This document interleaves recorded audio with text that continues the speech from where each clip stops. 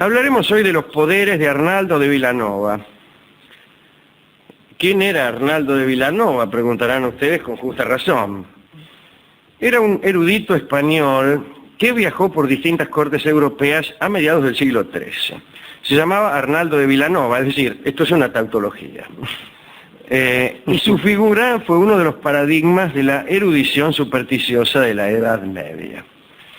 No solamente él creía en los métodos que contaremos, sino que fue contratado y favorecido por unos cuantos reyes. Así que no solamente él era supersticioso y un poco estúpido, sino que esa superstición y estupidez ascendían a los escaños reales. Vilanova nació en el año 1235 en Cataluña. Se crió en un ambiente rural y allí, siguiendo la historia familiar, se convirtió en una especie de sanador sin ningún tipo de formación superior, algo así como usted, Rolón. Gracias, Alejandro. Tardíamente pudo ingresar y recibir alguna educación en un convento dominico y luego parece que asistió a la Universidad de Barcelona. Recién en el siglo XVI aparecieron 7 ediciones de sus obras. Escribió una introducción al arte médico, breviario de la práctica y una obra titulada Colección de contravenenos, que hizo furor en muchas cortes y que varios reyes encargaron, porque ya se sabe que en aquel tiempo y en otros tiempos no era poco frecuente que un rey fuese envenenado por sus enemigos políticos. Entonces convenía que los reyes tuviesen en la corte un experto en contravenenos, o que tuvieran por lo menos ese libro, de modo tal que cuando se sintiesen morir envenenados, rápidamente recorrieran las páginas del manual buscando una solución.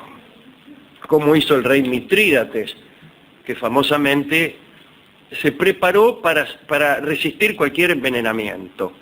Parece que él ingería dosis mínimas de toda clase de venenos. Al cabo de muchos años, su cuerpo se acostumbró a resistir cualquier veneno. Y entonces ya se consideró a salvo de cualquier envenenamiento. Sus enemigos lo agarraron en el baño y lo estrangularon.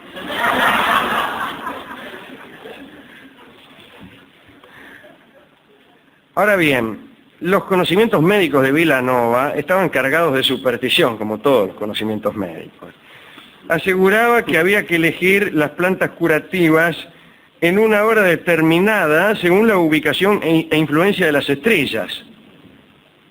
Aunque se declaraba enemigo encarnizado de la magia, usaba talismanes y conjuros en el tratamiento de las enfermedades. Otra de sus obras, que se llamaba Impugnación de los Brujos, era, sin lugar a dudas, un arma contra la competencia. Es decir, él se oponía a los brujos no tanto porque no creía en ellos, sino porque le hacían la competencia. Arnaldo de Vilanova recomendaba a los reyes colgar del cuello de sus hijos una esmeralda, no colgar del cuello a sus hijos. No, colgar del cuello de los niños una esmeralda. La creía un eficaz remedio contra la epilepsia y los hechizos. Fabricaba sellos de plomo con distintas imágenes según la patología y los entregaba a sus pacientes como amuletos sanadores. Y creía en todas esas cosas, Rolón, en las que ya nadie cree, afortunadamente. Aseguraba que a los dementes, atención, Rolón, sí, señor, se les debía practicar una incisión en forma de cruz en la cabeza para permitir la evacuación de los vapores malignos, que son los que, como todos bien sabemos, causan la locura. ¿Por qué se vuelve loco uno? Porque le hierve el mate.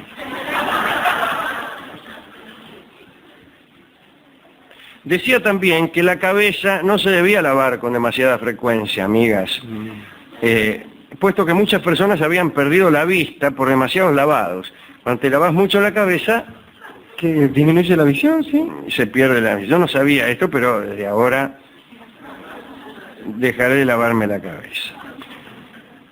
Con algunos reyes, al amigo Arnaldo de Vilanova no le fue bien. Allá por el año 1285, el rey Pedro III de Aragón se enfermó y lo hizo llamar. Che, dice, llamen a Arnaldo de Vilanova que el rey está fulero. Arnaldo se presentó rápidamente en la corte aragonesa y estudió el caso del rey. Bueno, le dio unos talismanes, Y Pedro III, emocionado y agradecido, le regaló un castillo en Tarragona. Dice, muchas gracias, doctor, este castillo en Tarragona es para usted. Pero el rey no mejoró. Al cabo de un tiempo, Arnaldo en realidad predijo que Pedro III moriría antes del fin de año. Y la profecía se cumplió. Cuando tuvo lugar la muerte del rey, un funcionario le acercó una carta que decía, como muero no hay castillo, retírese. Era del muerto, una carta del muerto. Y así Arnaldo debió abandonar Tarragona y piantar para otras cortes. En un catálogo de aguas milagrosas hemos contado lo siguiente, esta historia con Arnaldo. Parece que Arnaldo fue a la corte de Sancho IV de Castilla y le dio un elixir conocido como aqua vitae. Era el producto de una fina destilación que según parece llevaba años solo para llenar un vaso. Era un elixir que prodigaba aspecto juvenil durante toda la vida, Rolón. No inmortalidad, aspecto juvenil. A Sancho en realidad no le fue muy bien al rey con el elixir. Los médicos de la corte, a pedido del rey, no solo le habían dado a tomar el aqua vitae, sino que lo habían envuelto y atado al rey en una sábana empapada en aqua vitae, para que además de la ingestión hiciera de este modo más efecto, que se le metiera por los poros, se le metiera.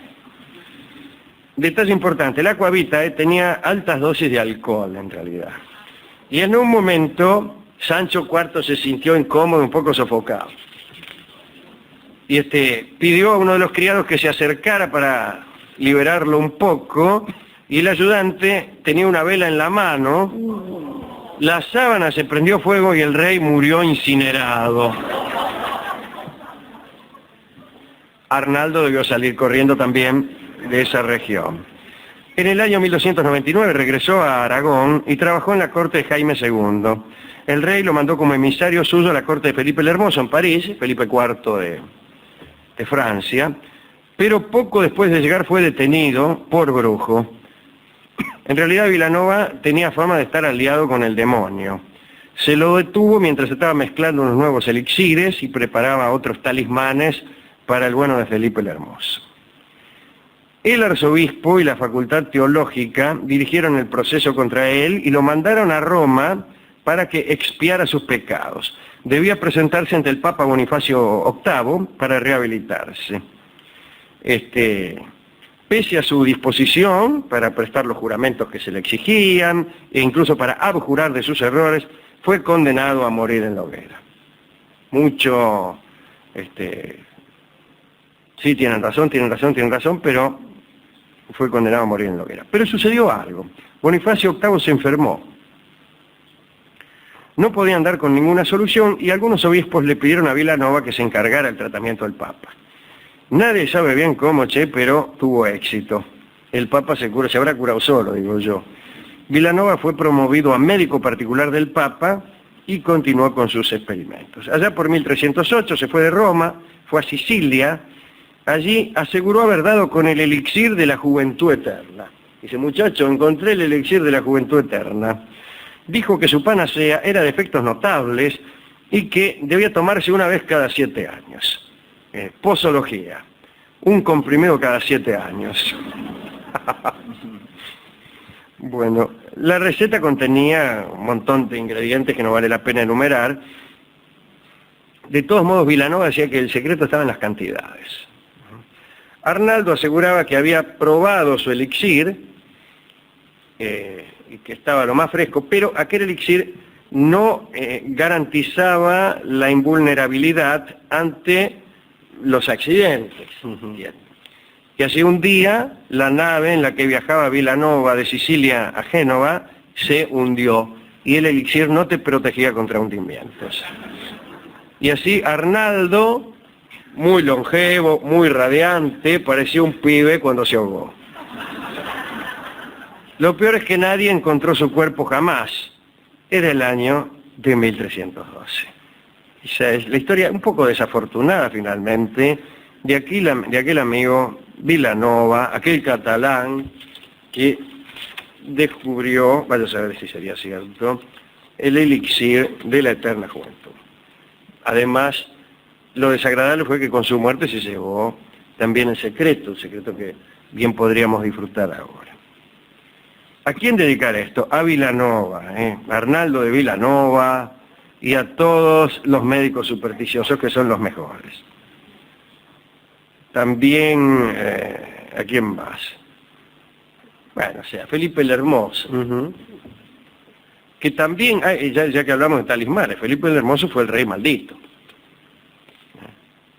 El rey a quien maldijo mientras ardía el amigo Jacques de Molay, el jefe de los templarios, ¿no? Ahí estaba cocinando, se dijo, te maldigo a vos, dice, y a toda la parentela, y por ella corría al Papa también, y se murieron todos uno por uno. Así que a Felipe el Hermoso también, pobre.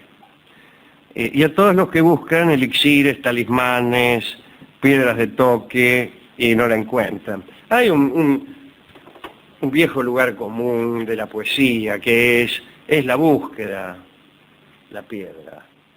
Y bueno, está bien. Bueno, está bien, ya está. El camino es lo que te ennoblece. Bueno, está bien.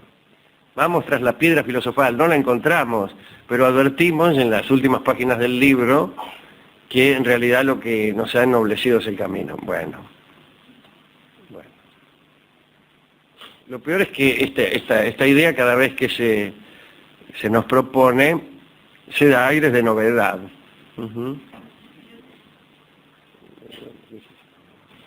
Así que, bueno, sería informar a los poetas que ya está con esa idea.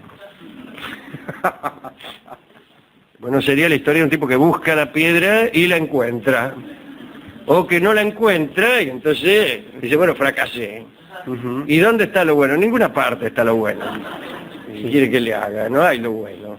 No encontré la piedra. ¿Y cuál es que no tiene un mensaje de esperanza? ¿Qué mensaje de esperanza? Tuve 25 años buscando una cosa y no la encontré. No la encuentro. Y encima quiere que tenga esperanza. Dice, bueno, me deja de jorobar. ¿Qué necesidad hay de que cada libro tenga encima un mensaje de esperanza? El encima es extraordinario. Sí. Bueno. Bueno, entonces para los libros que no tienen mensaje de esperanza alguno y sin embargo se dejan leer. Hemos ido a la discoteca a buscar discos con mensaje de esperanza. Ajá, no me digas. El discotecario no estaba y nadie lo había visto desde hacía mucho tiempo. Sin embargo, a falta de mensaje de esperanza, hicimos nada más que una analogía solariega.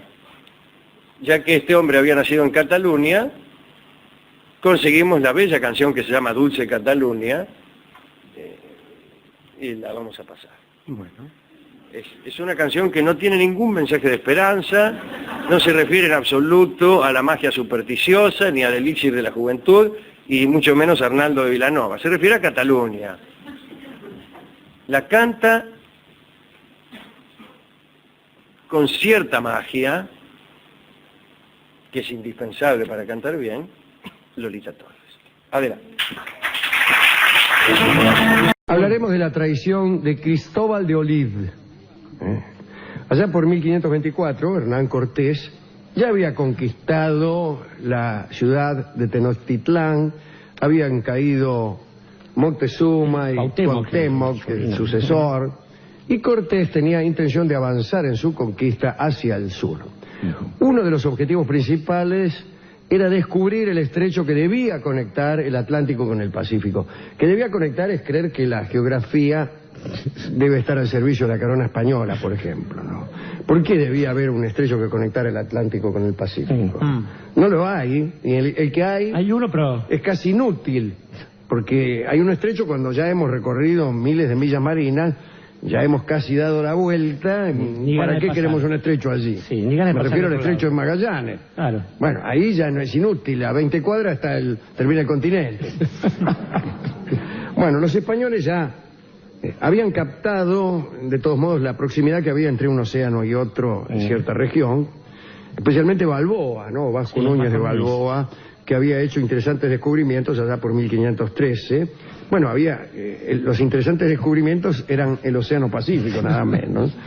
Él lo llamó Mar del Sur. Mar del Sur. Bueno, los geógrafos españoles no podían creer que se interpusieran entre los dos océanos unas tierras tan extensas sin el más mínimo estrecho, ¿no? Las cartas, no sé por qué no lo podían creer, como si fuera inevitable que los mares tuviesen una interconexión. Respuesta, es inevitable. Es inevitable. Pero por razones que todavía en ese tiempo no podían sospechar. No estaba la teoría de la deriva. Bueno, los geógrafos españoles los dejamos atrás, y Cortés mandaba cartas cada tanto a Carlos V y casi siempre hablaba sobre ese tema. Una vez le escribió lo siguiente, tenemos aquí la carta. A ver. Documento. Su Majestad puede tener certeza de que han sido descubrir un estrecho secreto. Bueno, no sé de qué manera iba a ser secreto. Un estrecho secreto debía ser, por ejemplo, muy estrecho, para taparlo con ramas, con hojas, como la con distancia que hay entre una mesa y otra de las pizzerías donde va Barton. Bueno, pospondré, seguía Cortés, sin hacerme caso, naturalmente, todos los intereses y proyectos para realizar este gran objetivo. Listo. Cortés ordenó que se preparara una expedición para buscar la conexión oceánica. Esa expedición quedó a cargo de Cristóbal de Olid, un oficial que había comandado una sección del ejército de Cortés. Olid había nacido en Linares, una ciudad de Andalucía, en 1488, no importa. Tenemos aquí también las instrucciones que le dio Cortés a Olid para hacer la expedición en busca del estrecho. Eran muy minuciosas. Olid debía partir hacia el sur, hacia Honduras, y establecer allí, en Honduras, una colonia de la cual saldrían expedicionarios en busca de aquel paso, del misterioso paso. Cortés ordenó que no se produjeran muertes de indios, que se buscara solo oro y plata, etcétera. Porque había informes que aseguraban que aquel país estaba lleno de oro, tan lleno que los pescadores usaban plomadas de oro para las redes, es decir, oradas. Por otra orden de Cortés decían que los clérigos que participaban de la expedición debían predicar y que no debían consistir en sodomías y sacrificios. No llegó a la instrucción, parece. Claro. Otra orden de Cortés indicaba que se destruyeran todas las casas en donde los indios encarcelaban a sus enemigos, según él, para engordarlos y comérselos. Tenía muy claras las cosas. Y por último, en todas partes, ya como rúbrica, debían levantar cruces. Muy bien, Cristóbal de Olid se despidió amistosamente de Cortés el 11 de enero de 1524, anduvo primero por tierra hasta el Golfo de México, es decir, no marchó hacia el sur, pero de allí navegó hasta La Habana, hizo una escala y después sí, se fue para Honduras. Pero, acá entre nosotros, ahora que estamos solos, Olid empezó a prestar cada vez menos atención en el paso interoceánico. Resulta ser que en la travesía, este hombre se hizo amigo de un señor llamado Pedro de Briones, que iba en su compañía como maestre de campo. La crónica dice que Briones era un hombre inquieto, díscolo y turbulento, que tentó a Olid con las riquezas que podía encontrar en Honduras. Digamos que en aquella travesía no solo Pedro de Briones, sino muchos otros hombres tuvieron la esperanza de independizarse del trato que Cortés les había impuesto en México. Parece que Cortés los trataba mal. Y primero les quemó los barcos de entrada, ¿no? Claro, digo, che, dice, independicémonos, dice, y así. Bueno, Olid entró en el litoral hondureño dispuesto a traicionar a cualquiera y quedarse con lo que encontrara. Entro en cualquier componente, decía un cartel que tenía colgado. La expedición de unos 160 niatos tuvo problemas. Anduvieron por el barro, se le hundían los caballos, les agarró el paludismo, había unos mosquitos del tamaño de mixtos jableros allí, y especialmente en una costa que pasó a llamarse Costa de los Mosquitos.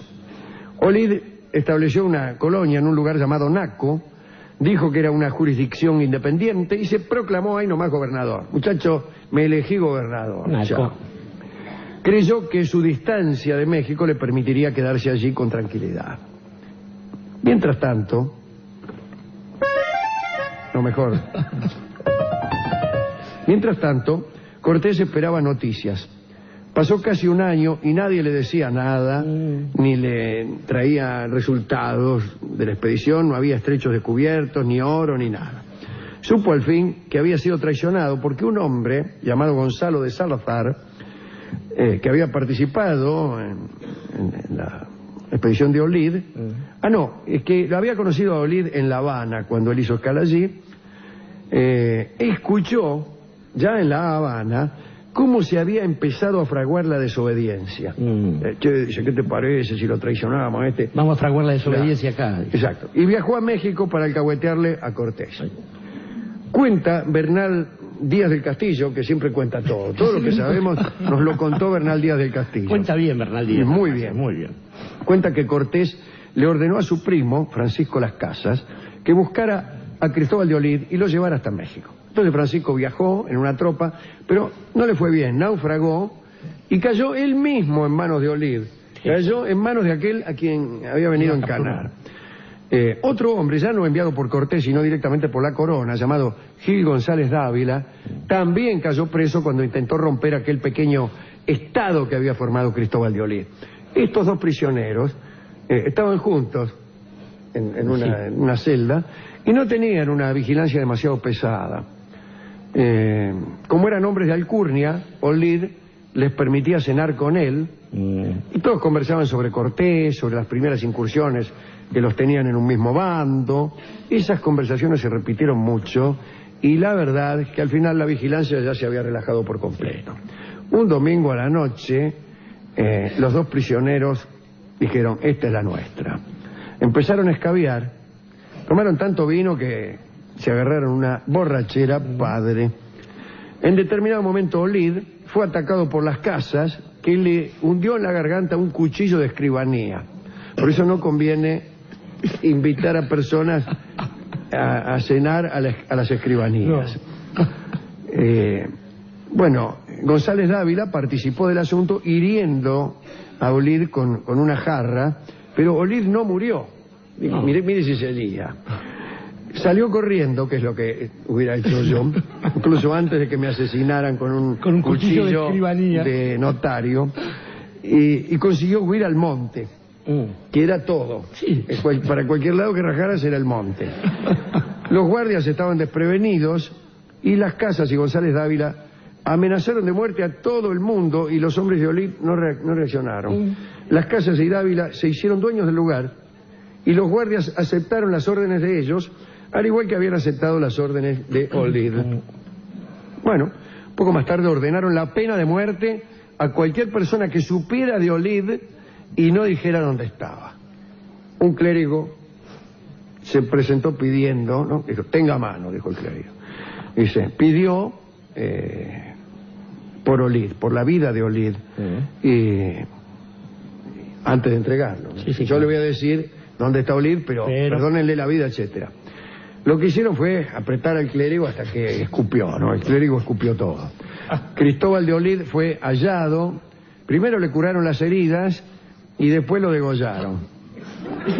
Por desobediencia, ambición e ineficacia en las dos anteriores acciones. Eso fue en el año 1524, cuando Cristóbal de Olid tenía 36 años. Esa fue la historia de esta traición, y la moraleja sería que si tenés a dos hombres prisioneros, no bebas con ellos porque podrían matarte con un cuchillo de escribano. La moraleja es real, pero no muy elegante. Yo sé, Jorge, que es muy difícil dedicar esta charla porque son todos traidores, alcahuetes.